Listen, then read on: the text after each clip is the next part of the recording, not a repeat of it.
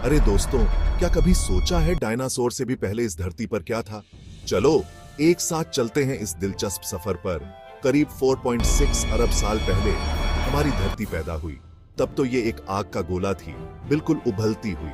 लेकिन धीरे धीरे वक्त के साथ समंदर बने और छोटे छोटे जीव जैसे बैक्टीरिया जिंदा हुए। इस वक्त को हम प्रीकैम्ब्रियन युग कहते हैं। फिर आया पैलियोजोइक युग।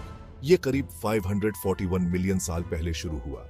इस दौरान मछलियां, कीड़े मकोड़े और सबसे पहले जमीन पानी दोनों पर रहने वाले जीव पैदा हुए। पर्मियन युग के अंत में एक बहुत बड़ी एक्सटिंक्टी हुई, जिसने 90% से ज्यादा पुराने जीवों को मिटा दिया। और चलते चलते अब हम पहुंचते हैं मेसोजोइक युग में। इसे डायनासोर का युग भी कहते हैं। करीब 252 मिलियन साल पहले शुरू होकर 66 मिलियन साल पहले खत्म हुआ ये युग। इसी समय डायनासोर ने धरती पर राज किया। कई तरह के डायनासोर जैसे टायरानोसोरस रेक्स, ट्राइसेराटॉप्स और ब्राचियोसॉरस हमारे ग्रह पर घूमे। सोचो जरा, डायनासोर पैदा कैसे होते थे? असल में वो अंडे देते थे।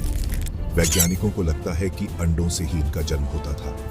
आज भी उनके अंडे फॉसिल के रूप में मिलते हैं, जिनसे पता चलता है कि वो कैसे रहते थे।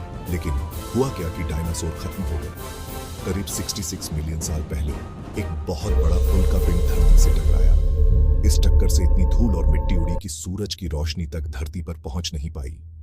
इससे जलवायु में बड़ा बदलाव आया और धीरे धीरे डायनासोर विलुप्त हो गए। तो दोस्तों, डायनासोर की कहानी कुछ ऐसी थी, जन्म से लेकर विनाश तक। इतिहास को पलटते हुए हमें पृथ्वी और इसके जीवों की अद्भुत यात्रा समझने का मौका मिलता है।